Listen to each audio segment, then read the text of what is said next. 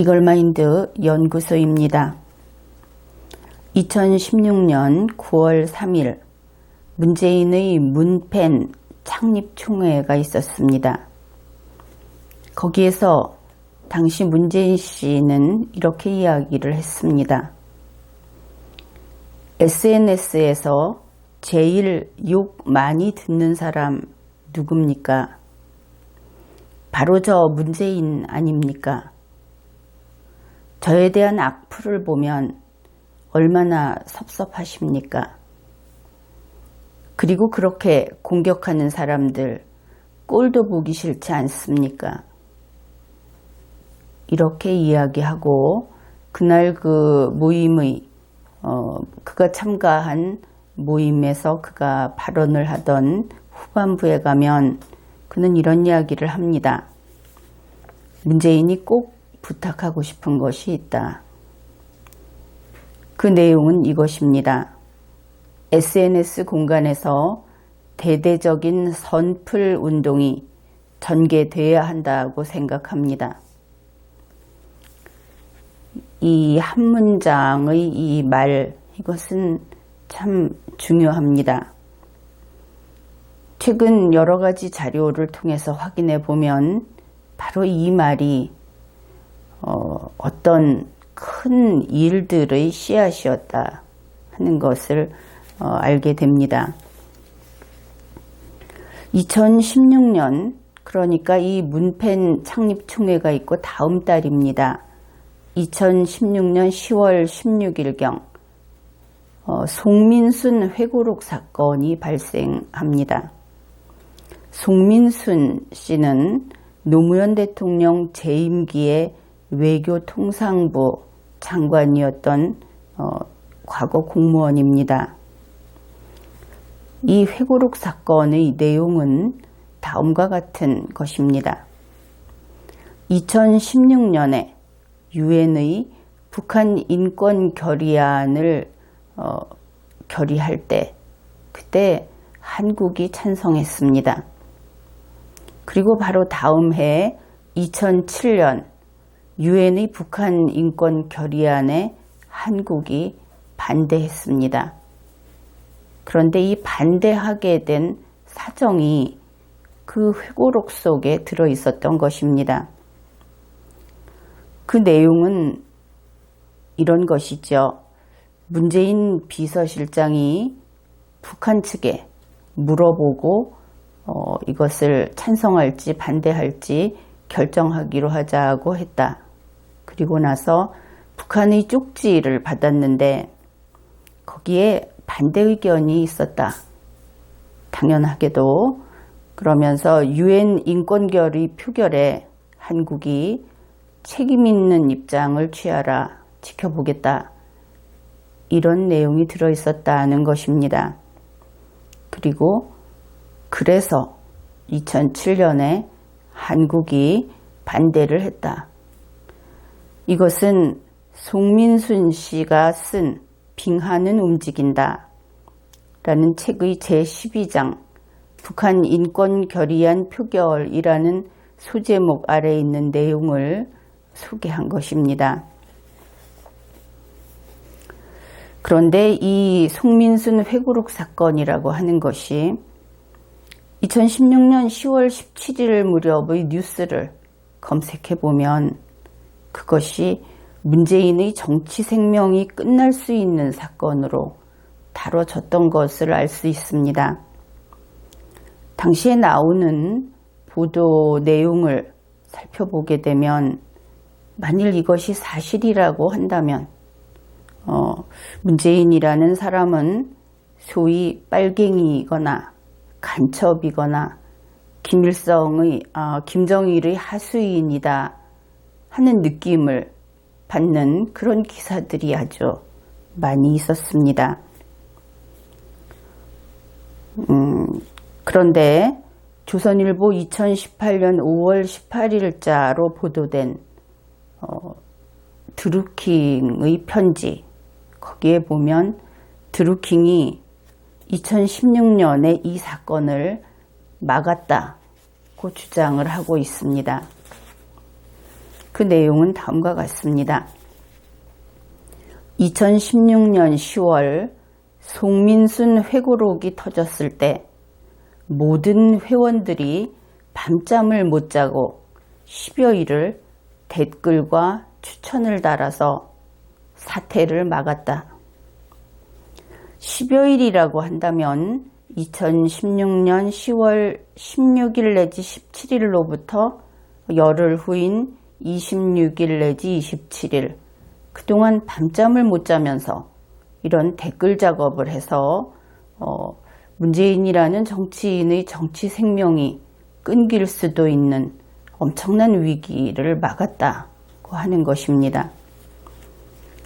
그런데 이와 관련해서 이들이 정말 그러한 일들을 했는가 하는 것을 과연 그랬다 하고 뒷받침해주는 기사들이 있어서 그것을 함께 살펴보기로 하겠습니다. 이 내용은 조선일보 2018년 4월 19일 뉴스의 내용입니다. 그리고 여기에서 다루고 있는 것은 2017년 3월 6일 경인선 블로그라는 곳의 글입니다. 이 경인선이라고 하는 것은 약자인데 문재인 청와대 대통령의 아내인 김정숙 여사가 경인선 간다 하고 반복해서 소리를 지르는 그 동영상으로 우리 국민들에게 아주 잘 알려진 그러한 곳입니다. 거기에서 경인선 블로그에 있는 글입니다. 2016년 9월 3일 문재인 팬클럽 문팬 창립총회에서 문재인 전 대표의 아주 의미심장한 전 대표는 아주 의미심장한 부탁을 하십니다. 이 말씀의 의미가 경인선을 태동하게 하였고 여기까지 오게 하였습니다.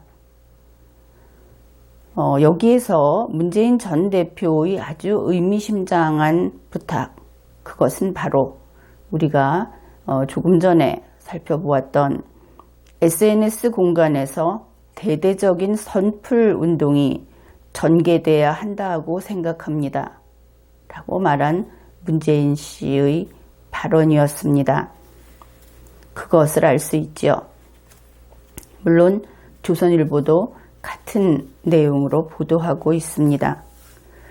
그런데 마침 살펴보니까 이 경인선 블로그가 개설된 것이 이것도 언론에 보도된 내용입니다.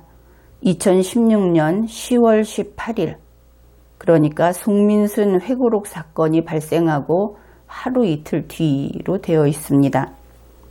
그뿐 아니라 경인선 블로그의 그 주소 이름이 선풀운동 이렇게 되어 있습니다. 이 선풀운동이라고 하는 네 글자는 당시 문재인 씨가 대대적인 선풀운동이 전개되어야 한다 하는 바로 그 용어 그대로인 것을 알 수 있습니다.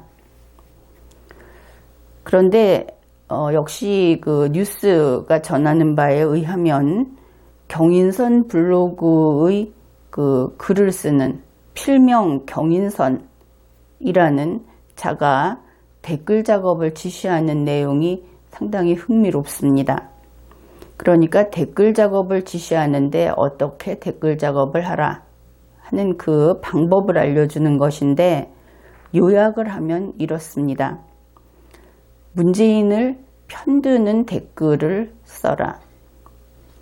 문재인을 편드는 댓글이 있으면 공감 혹은 추천을 눌러라.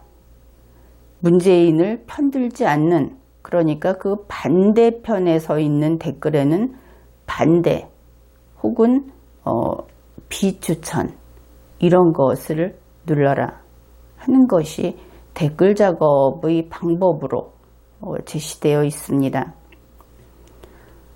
어떻든 이와 같이 드루킹이 편지에서 이야기했고 또 여러 건의 그 뉴스 보도를 살펴보게 되면 송민순 회고록 사태를 드루킹과 그 회원들이 이렇게 열흘이 넘는 그런 기간 동안 밤잠을 안 자면서 댓글 작업을 해서 막았다 하는 것이고, 그것이 사실이라면 드루킹과 회원들은 문재인 씨의 생명의 은인이다 이렇게 이야기할 수 있을 겁니다.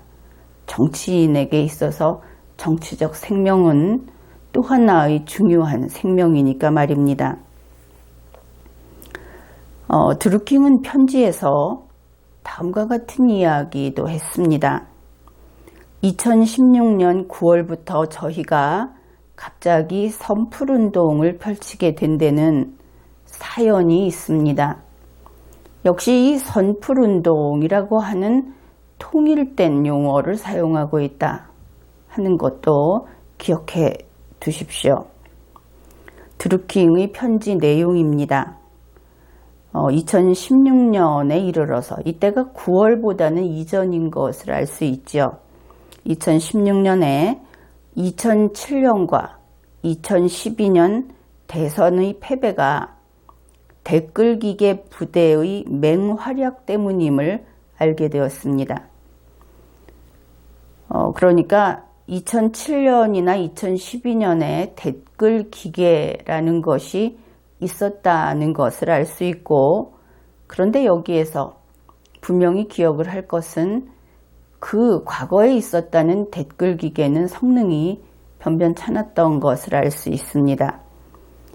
드루킹도 댓글기계 부대의 맹활약, 결국은 사람이 손으로 했다, 거의 그런 수준인 것을 알 수 있고, 드루킹의 편지 내에서 2016년에도 이 매크로라고 하는 것이 성능은 별로 시원찮았다고 이야기를 하는데, 그것이 사실인지는 모르겠지만, 그렇다면 그 이전인 2007년과 2012년의 댓글 기계라는 것은 아주 초보적인 그 수준인 것을 우리가 짐작할 수 있죠. 사실 있었다고 한다면.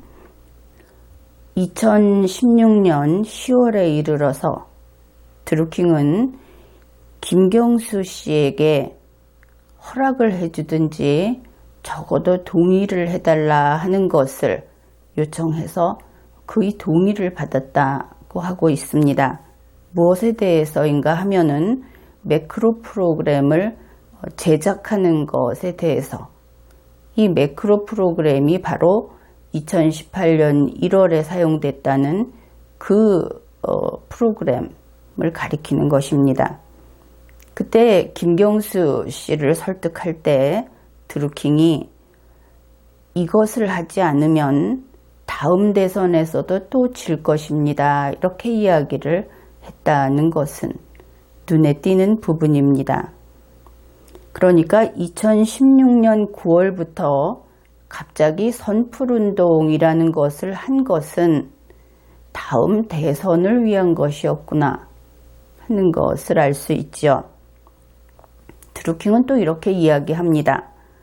저와 경공모는, 이것도 단체 이름의 약자입니다. 문재인 후보가 지지율 17%일 때부터 사심없이 도왔습니다. 이 사람은 그 기사 한 건이 어떻게 되는지 하는 그런 것과는 어차피 관계가 없고, 또 선풀운동이라고 하는 그 이전부터 있던, 다시 말해서 SNS에서 고운말 쓰기, 이것과는 관계가 없다 하는 것을 아주 분명하게 보여주고 있습니다. 드루킹은 또 우리의 관계는 자연스럽게 대선으로 이어졌으며, 이렇게 편지에서 밝히고 있습니다. 이 우리의 관계라는 것은 드루킹과 회원들, 그들, 그 다음에 김경수 씨의 관계를 이야기합니다. 그러면 어떤 관계인가? 드루킹이 자기들 팀이 선풀운동을 한 그 결과, 또 그 과정, 이것을 김경수 씨에게 보고를 했고, 김경수 씨가 그것을 확인하고 피드백을 줬다 하는 그런 관계라고 편지에는 밝혀져 있습니다. 이것을 요약하면 매크로 프로그램을 사용하고 그리고 댓글 부대 활동을 한 이것을 합한 선풀운동이라고 하는 것이 2016년 9월에 갑자기 시작해서 2017년 5월 9일 선거까지 이루어졌다 하는 것을 우리가 편지에서 알 수 있습니다. 2016년 9월 갑자기 그러면 어째서 갑자기 라고 했는지 그들은 2017년 대통령 선거에서 반드시 승리하기 위해서 김경수 씨를 설득할 때 했던 말을 기억해내면 될 것입니다. 대선에서 반드시 승리하기 위해서 그 과거에 있었던 2007년과 2012년에 있었다고 하는 댓글 기계 그 존재를 알았고 이들에게 그 댓글 기계가 있었을지도 모르겠습니다. 그 다음에 10월에 매크로 프로그램을 제작했다. 그 다음에 9월부터는 선풀운동을 했다. 댓글 부대는 그 이전에 있었을 수도 있겠지만 일단은 이런 것들이 합쳐져서 선풀운동을 전개했다 하는 것을 알 수 있습니다. 결국 2016년 9월 3일 당시 문재인 씨가 선풀운동이라고 하는 아주 미묘한 용어를 써서 선풀운동을 전개해 줄 것을 호소했습니다. 그런데 그 호소에 따라서 나타난 결과, 이 결과가 바로 드루킹 관련 사건들 이런 것임이 분명합니다. 우선은 편지에서 이 선풀운동이라고 하는 것을 출발점이다. 그리고 그것이 어떤 그 함의가 있는 것인지 이러한 것들은 매우 중요하고 그 뜻을 그 내용을 규명하는 것 그것은 이번 이 큰 문제를 푸는 중요한 토대라고 생각을 합니다. 그렇다면 문펜이라고 하는 그 SNS 통합팀 그 통합팀이 출발하는 그 모임에서 선풀운동을 하라고 호소를 했다. 그러한 행위를 한 문재인 씨의 사고방식 그것을 좀 들여다보기로 합시다. 2016년 9월 3일 문재인 씨는 SNS 공간에서 대대적인 선풀운동이 전개돼야 한다고 했습니다. 이제 이 선풀운동이라는 것을 분석해 보기로 하죠. 선풀, 이것은 착한 댓글이라고 풀었을 수 있을 겁니다. 그러면 이것이 착하다, 착할 선자를 썼는데 이 착하다는 것은 무슨 뜻일까? 우선은 좋은 댓글, 순한 댓글, 고운 말을 쓰는 댓글 이런 의미에서 착하다 하는 뜻을 풀이해 볼 수 있습니다. 또 하나는 우리가 요즘 그 청소년들이 많이 쓰는데 가격이 비싸지 않다 이러면 착한 가격이라고 이야기를 하지요. 그럴 때 착한이라는 것은 자기에게 이익이 될 때 착하다고 합니다. 그렇다면 앞에서 살펴보았듯이 문재인 씨가 이야기하는 착한 댓글에서 이 착한은 문재인 씨에게 이익이 되는으로 해석을 하면 아주 잘 맞아 들어가는 것 같습니다. 그래서 그런 뜻으로 풀이하기로 하죠. 그 다음에 댓글이라는 것입니다. 댓글은 뉴스라든지 하는 인터넷 게시물 아래쪽에 그 글을 읽는 네티즌이 글을 남길 수 있는, 짧은 글을 남길 수 있는 그 공간이 마련되어 있고, 거기에 쓰는 글을 댓글이라고 부릅니다. 영어로는 코멘트라고 하는데, 이 코멘트 역시 같은 뜻이 있습니다. 꼭 그런 것은 아니지만 주로 사람들이 관심이 많은 시사적인 그런 뉴스, 그런데 자신의 의견을 밝히는 것, 그것으로서 우리 모두가 그 의미를 알고 있습니다. 그런데 이 댓글은 어떻습니까? 댓글을 누군가가 정해준 댓글을 가서 기계적으로 붙이는 것은 댓글의 본 의미하고는 상당히 거리가 먼 것이지요. 댓글은 나의 생각, 나만의 생각을 써넣는 것입니다. 극히 개인적인 것이고 사람마다 그 글은 어디에도 구애받지 않고 자유롭게 자신의 생각을 쓰는 것, 그것이 댓글입니다. 그런데 여기에 대해서 문재인 씨가 했던 이야기를 다시 분석해 보기로 합시다. 그는 대대적인 선풀 운동을 전개해야 한다고 했습니다. 결국 그는 대대적인 댓글을 써야 된다고 한 것입니다. 대대적인 댓글이라는 것은 집단 행위이고 이것은 극히 개인적인 댓글의 그 본뜻에 어긋나는 것입니다. 댓글을 자기의 목적을 위해서 수단으로 쓰는 것을 알 수 있습니다. 그는 대대적인 댓글을 운동으로 전개해야 한다고 했습니다. 대대적인 댓글 운동은 이 운동이라는 말에서 나오듯이 역시 집단적인 행위입니다. 개인이 자유롭고 독특한 자신의 의견을 밝히는데 그 댓글의 존재의 의의가 있는 것인데 그것을 대대적인 댓글 운동으로 전개하라. 그렇다면 여기에서 또 댓글의 본뜻에 어긋나는 댓글을 악용하는 그러한 의도가 선명하게 드러난다고 하겠습니다. 그래서 당시 문재인 씨는 우리 이 민주주의라고 하는 이념을 채택한 국가에서 개인이 모두 다르고 개인은 타인을 존중하고 타인의 그 사상, 그 머릿속을 관여하지 않는, 통제하지 않는 것을 원칙으로 하는 이 민주주의에 반하는 행위를 한 겁니다.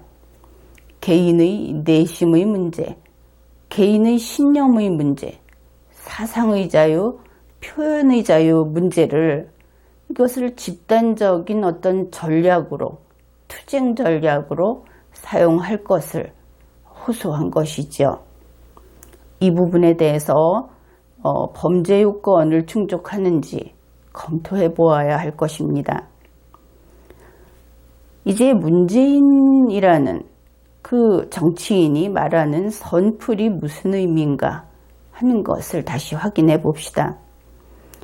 문재인 씨가 말하는 선풀, 착한 댓글, 그것은 국민들이 생각하는 고운말 쓰기가 아닙니다.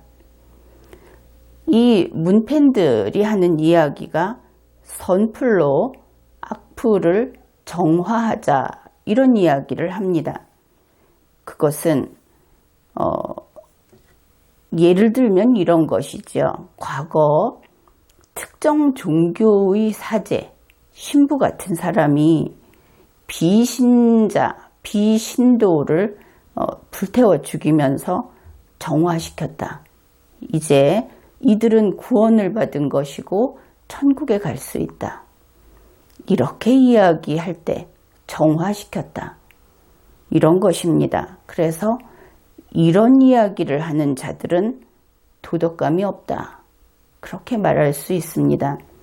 자기가 믿고 자기가 주장하는 것만 옳고 거기에서 어긋나면 사람의 생명조차 아무렇지도 않게 여기는 그러한 사람들은 대한민국의 헌법질서 안에서 아직 교육을 한참 더 받아야 되는, 그래서 그 공적인 생활을 할 수 없는, 능력이 없는 그런 사람들이라고 할 수 있습니다. 어떻든 선풀로 악플을 정화하려면 그 문재인 씨가 말하는 선풀이라고 하는 것은 문재인 씨에 대한 악플을 이기는 것이어야 하겠지요. 결국 문재인 씨의 선풀은 악플보다 더 힘이 세야 할 것이고, 악플을 이겨내는 센, 그래서 상대방의 입장에서는 역시 악플이 될 것이기 때문에 문재인 씨의 선풀은 악플보다 더 센 악플이다. 이것이 분명합니다. 댓글 가운데 문재인 씨에게 적대적이고 문재인 씨가 느끼기에 문재인 씨에게 증오감을 나타내는 그러한 댓글에 대해서 그는 또 이렇게 이야기를 합니다. 적대하고 증오하는 분열을 만드는 말, 그것이 이제 악플이 되겠죠. 이러한 댓글을 다는 것은 이적행위라고 할 수 있다. 2016년 9월 3일에 한 이야기입니다. 그래서 이 전후 사정을 따져보면 당시 같은 그 진보 진영이라고 하는 혹은 좌파 진영이라고 하는 그쪽에서 문재인 씨를 공격한다든지 어떤 이슈마다 또 민주당 내에서 문재인 씨를 공격하는 댓글이 있을 때 그것을 이적행위라고 문재인 씨가 말했다 하는 것입니다. 그러니까 이러한 것들을 선풀로 정화하자. 결국은 반대편하고 싸워서 이기자 이런 이야기겠죠. 문재인 씨는 악플은 앞에서 이야기했던 그와 같은 악플은 적대의 말이고 증오의 말이고 이적행위다. 자기에 대한 악플은 이렇게 이야기를 했습니다. 물론 2016년 9월 3일에 한 이야기입니다. 그런데 2018년 1월 10일 신년 기자회견에서 문재인 씨는 다른 입장을 보였습니다. 그때 조선일보 기자가 문팬의 악플에 대해서 좀 그러지 말라고 이야기를 해주면 안 되겠느냐 이러한 질문을 했습니다. 문팬의 악플, 그것은 정말 악명 높은 것이지요. 그런데 여기에 대해서 문재인 씨는 이런 이야기를 합니다. 활발하게 많은 댓글을 받는 것이 익숙하지 않은 모양이다. 근데 이 악플 테러를 활발하게 많은 댓글을 받는 것이다 하고 참 곱게도 표현을 했죠. 그 다음에 자기는 그런 글들을 그냥 국민들의 다양한 의사표시다 이렇게 받아들인다고 하면서 기자들도 나처럼 담담하게 생각을 해라. 너무 예민할 필요 없다. 이렇게 답변을 했습니다.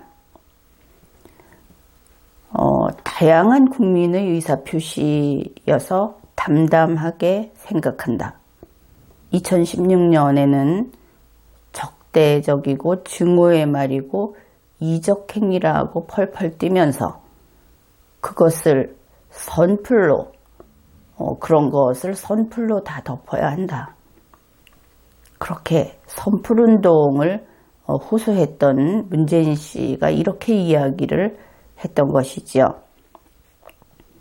이것을 보면서 국민들은 문재인 씨의 이러한 태도에 대해서 이때는 문재인 보궐 대통령이었습니다.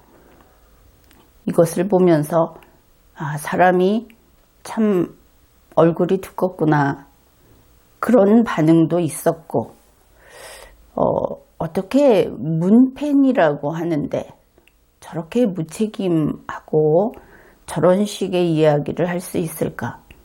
그래서 이러한 문재인 보궐 대통령의 답에 힘을 얻은 그 문팬의 악플이 다시 한번 이 기자에게 쏟아졌던 그런 일이 있었습니다. 문재인 씨는 직업이 변호사라고 누누이 이야기를 했습니다. 변호사가 어떤 직업인가?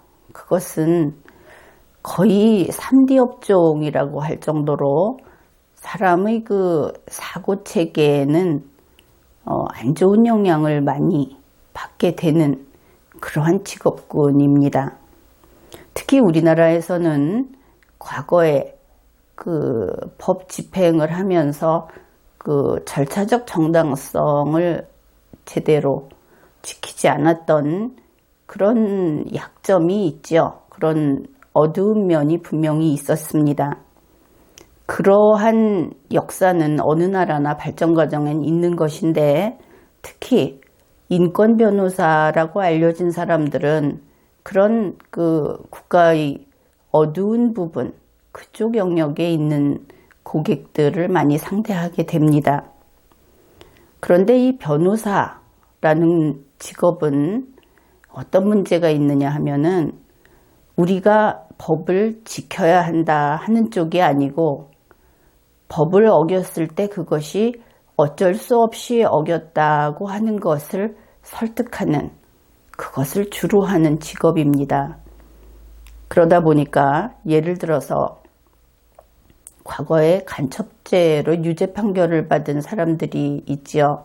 그런데 그들이 재심을 통해서 무죄로 되었다 하는 뉴스 많이 보았을 겁니다. 그런데 그것을 보고 우리 국민들은 저 사람들은 과거에 억울하게 간첩죄로 유죄 판결을 받았구나. 참 억울하겠다. 그래서 과거에 그들에게 유죄 판결을 한 법관들을 비난하지요. 그런데 여기에는 좀 생각해 보아야 할 그런 내용들이 있습니다. 정말 오판을 한 경우도 있지요. 그것은 재심에서 간첩죄의 유죄라고 하는 것을 깨뜨려서 무죄로 되는 경우입니다. 그런데 그 오판은 많지 않습니다. 대부분은 수사 과정에서 이 절차적 정당성을 놓쳤다. 그러니까 가혹행위가 있었다. 그런데 요즘에는 그 가혹행위라고 인정하는 것이 계속 폭이 넓어져서 과거 시대라면은 거의 한 열에 6, 7은 가혹행위라고 볼 수밖에 없는 이러한 경우가 있습니다. 우리가 생각하는 정말 고문을 했고 이런 것들도 물론 있지만 근래에는 가혹행위를 가지고 무죄 판결을 합니다. 그래서 이때 우리 국민들이 그러한 결과가 나왔을 때 제대로 그 판결의 의미, 그 재심의 의미를 생각해야 하는 것이 그들이 간첩행위를 안 해서 재심에서 무죄가 된 것이 아니라 고문을 당해서 혹은 가혹행위를 당해서 그래서 간첩죄 유죄가 무죄로 되었다 하는 경우에는 그것을 분명히 밝혀서 인식할 필요가 있습니다. 왜냐하면 우리나라 같은 경우에는 간첩행위를 한 자, 그리고 그가 가혹행위를 당해서 억울한 자라고 하는 것이 어느 한편을 보고 이렇게 상쇄돼서는 안 되는 그런 국가이기 때문입니다. 그래서 이 재심 부분에서도 앞으로는 조정해 나가야 할 부분이 상당히 있습니다. 간첩행위라는 것이 냉전 시대에만 중요했던 것이고 이런 문제가 아니고 우리 5천만이 안전하게 그리고 이 나라를 지키면서 살아가는데 매우 중요한, 쉽게 무시해버릴 수 없는 그러한 범죄이기 때문입니다. 그런데 변호사라는 직업은 바로 이와 같이 항상 원칙이 아니라 예외, 그 빈틈을 비집고 들어가서 자신의 그 직업 생활을 영위합니다. 이것이 좋건 나쁘건 그런 경우가 거의 대부분입니다. 그런데 이런 변호사식의 사고방식을 지닌 사람이 공무원이 되는 것은 좀 어려움이 있습니다. 왜냐하면 공무원은 정상적인 것, 법을 지켜야 한다 하면은 이론의 여지 없이 지켜야 한다. 이렇게 단순 명쾌하게 살아가는 것이 공무원 직업군에 속하는 사람들의 사고방식입니다. 법이 있으면 지켜야지. 이래야 되는데 법이 있더라도 혹시 안 지킬 수 있는 사정이 있는 게 아닐까? 이렇게 가면 이게 변호사스러운 것이죠. 그래서 이런 변호사스러운 생각, 이것은 공무원의 직무 적합성하고는 아주 정반대로 그런 사람은 공무원에 적합하지 않다. 그렇게 볼 수 있겠습니다. 그래서 문재인 씨, 현재 문재인 청와대 대통령을 보면 이런 면에서 아주 그 정반대편에 있죠. 우리가 태양이 비치는 밝은 곳에 법이 있으면 지키고 약속을 했으면 약속을 이행하고 상대방이 이야기를 하면 믿고 나도 내가 말한 것을 지키는 그런 신이 있는 사람이어야 한다 하는 것이 우리의 이 양지에 있는 우리 대다수 국민의 사고라고 하면은 문재인 청와대 대통령과 청와대에 있는 사람들은 그 반대편에 있습니다. 약속은 깨라고 있는 것이고 상대방이 약속을 하면 항상 안 지킬 수도 있는 것이고 내가 약속을 하면 그것은 언제라도 변경할 수 있는 것이고 아주 꼬이고 꼬인 음지에 사는 사람들이 그들인 것이죠. 그런데 그것이 아주 얕게 사는 것 같지만 세상은 대명천지입니다. 그렇게 신의 없고 공정하지 않고 그렇게 꼬여 있는 사람들은 살아가기 힘든 법이죠. 이번 회에는 여기까지 하겠습니다.